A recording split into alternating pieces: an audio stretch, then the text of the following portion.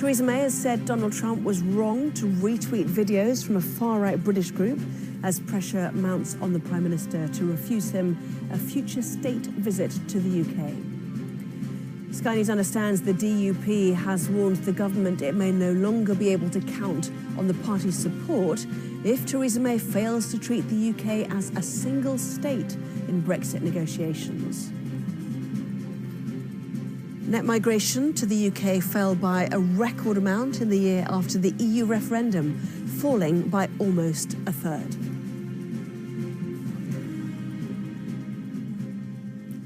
Well, hello there. You're watching the press preview, a first look at what is on the front pages as they come in. In the next half hour, then, we'll see what's making the headlines this evening with the Observer's chief leader writer, Sonia Sodha, and the political journalist, Isabel Oakeshott. Welcome to both of you.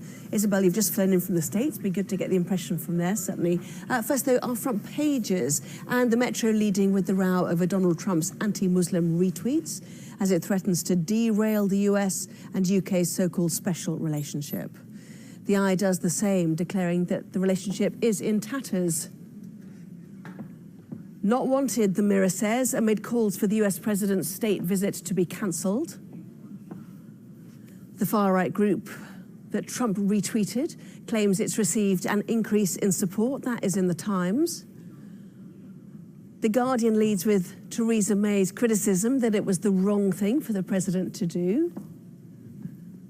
The Financial Times reports that Jeremy Corbyn has blamed banks for crashing the economy, leading to fears on Wall Street of a potential Labour government.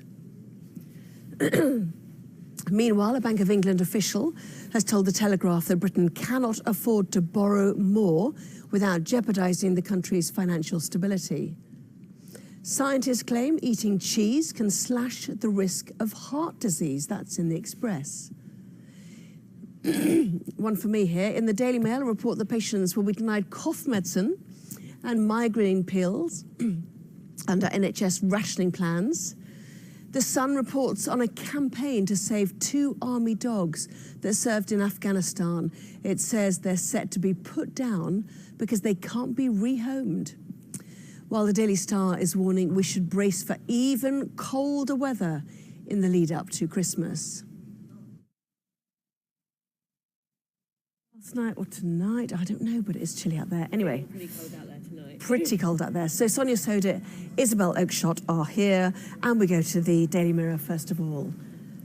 Yeah, there's a fantastic front page by the Daily Mirror. Not wanted, Donald Trump in the UK. So this is, I mean, this has really kicked off, hasn't it? You mentioned earlier that I've just come back from America, and actually the story isn't really playing that big out there. It broke much more within the time frame for the media last night, but they're not that bothered there. But here, everyone's gone nuts over it, and not surprisingly, really, you know, his retweeting of this quite extreme video material was obviously pretty ill-judged. But they in America, like presumably the president, don't understand what Britain First is and the significance of it here. I think that's right, and I imagine that few people there would understand the connection with the murder of the MP Joe Cox, which clearly makes this so much more sensitive.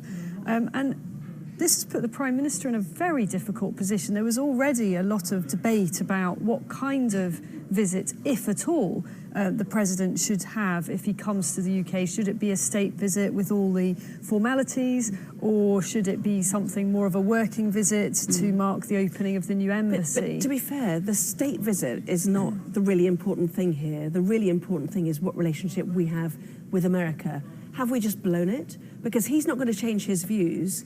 Therefore, the question is, parking those views aside, do we still want to have a working relationship with President Trump?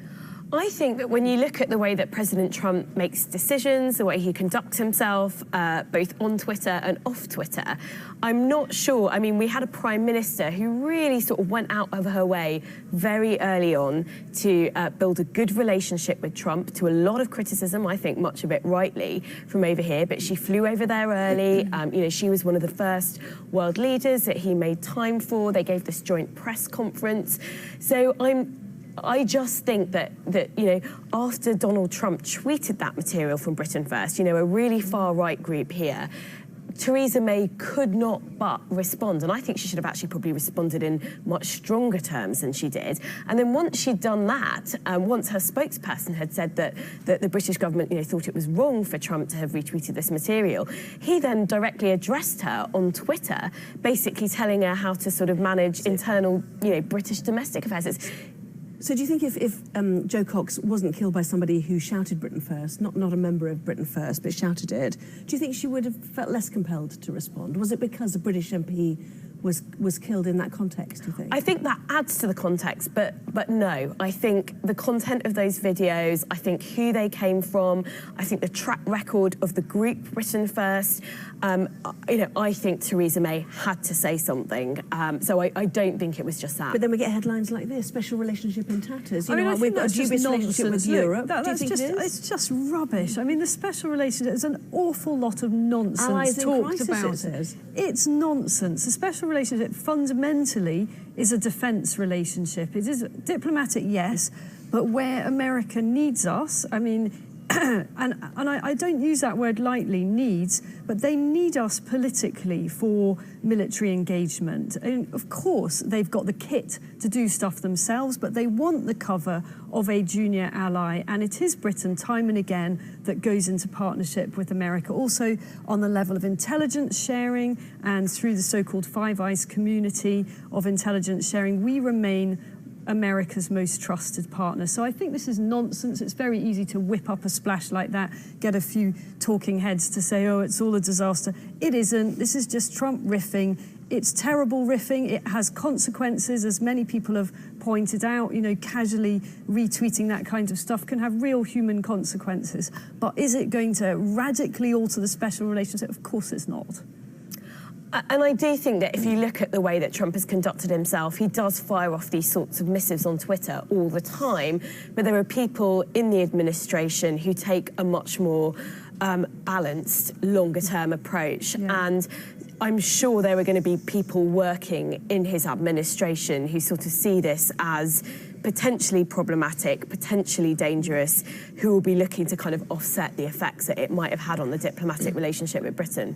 I quite liked the Matt cartoon down the bottom of the Telegraph, which is the daughter number 10 with some, with a wobbly red carpet put on. This should keep Trump away. We know he has a phobia about slopes, which was the reason apparently why he grabbed Theresa May's hand outside the White House, didn't it? So. And I think Theresa May is in a very difficult position now, sort of diplomatically. There is a lot of political pressure on her to call off the state visit. So as you say, that may not be the most important immediate thing, but it is what campaigners are focused on. And she did offer up that state visit very early on behalf of the Queen, and it's very difficult for her to revoke it now. But I personally think there are real questions about... I don't think she should revoke it myself. I think she should, I think it would be. I think it would be mad to have it now. Clearly, in the next few weeks or months, but that wasn't on the cards anyway. I think there was a suggestion there might be one sometime early in the new year. I think it will have to be delayed, but absolutely it should go ahead. It's not for us to judge, whether America has chosen the right president. He is their president. We need to nurture that relationship. But look at how the Telegraph is reporting this. The backstory of what she was saying today, it's effectively cancelled anyway. There is no Donald Trump coming to the UK in the foreseeable future. Well, I mean, if you read into the detail of that, it is rather that there isn't a set date, and there wasn't one anyway. So it's not been cancelled. That's a rather a cheap headline, that. Inside the Express, May refuses to axe Trump trip despite his anti-Islam drive. Well, there which you is go. Exactly You've got the what opposite you were saying headline. Yes, exactly. Yeah. Exactly.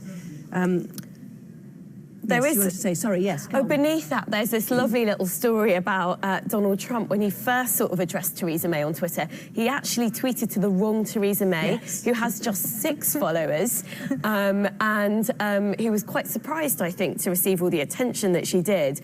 And I think, people have been saying, well, if President Trump can't be trusted to tweet the right Theresa May, should he really have his finger on the nuclear button and have the nuclear codes?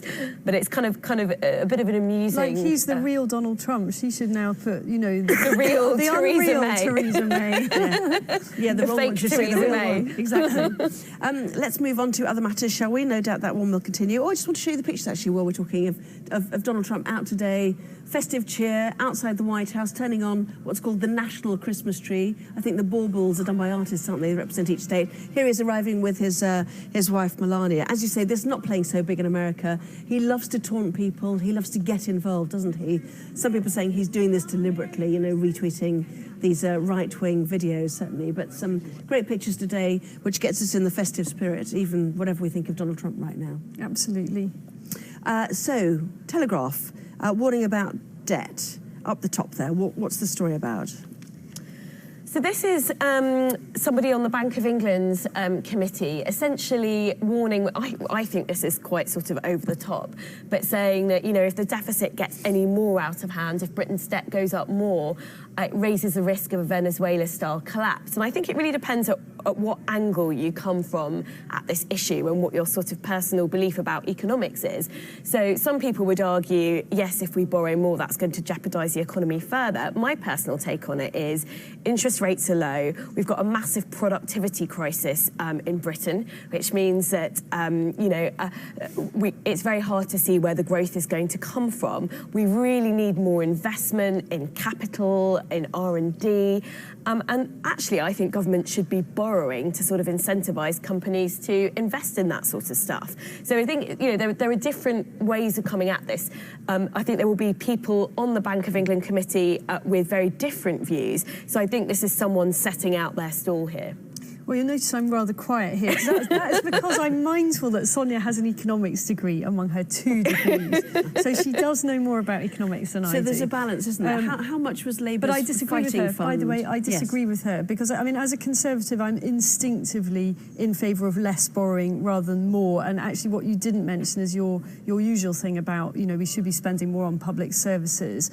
And I do think that too. Yeah, we know you do.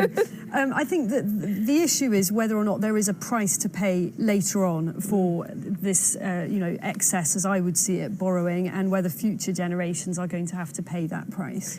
So, yes, what I was going to ask, apologies, was 25 billion was what Philip Hammond announced in the budget in terms of extra spending. How much was Labour's in their manifesto? How much was their investment fund? Can you remember? Was it 250 billion? Yeah, there was quite a large figure, I think. None of us remember. The point being... That's a John McDonnell answer, that yes, is. Yeah, I'm channeling John McDonnell. That's what I did here and now. For, isn't it? The point is, what's an acceptable figure for you between 25 billion and, let's say, 250 billion for the sake of us now checking? This is a bit harsh. Well, I feel sorry for Sonia being put on the spot with this. If I was running the country, and, you know, let's face it, it might be a possibility one day.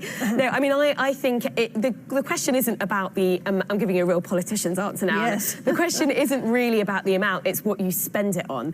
And I think if it's getting spent on infrastructure, on subsidising business investment, on public services that bring long-term returns, so for example, investing more in our NHS should improve productivity because you've got less workers taking time off sick. Investing in our children's skills now should improve productivity in the future. So I think if you're spending it on the right things, we should be spending a lot more. This is dazzling. It's dazzling. Yeah. She's obviously it's so in the wrong job. economics. She's way better. She's way better than most of the Labour front bench. Bring her on. Still to come, this one here. It's cold out there, isn't it? We will have that in just a moment.